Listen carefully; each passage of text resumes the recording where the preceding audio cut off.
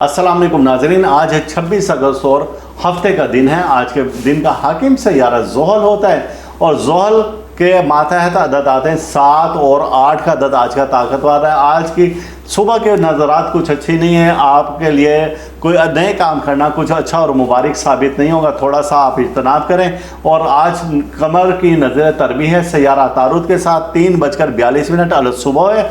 और आज के सुबह के वक्त जो अदद हमें नज़र आते हैं वो 7 और 8 हैं।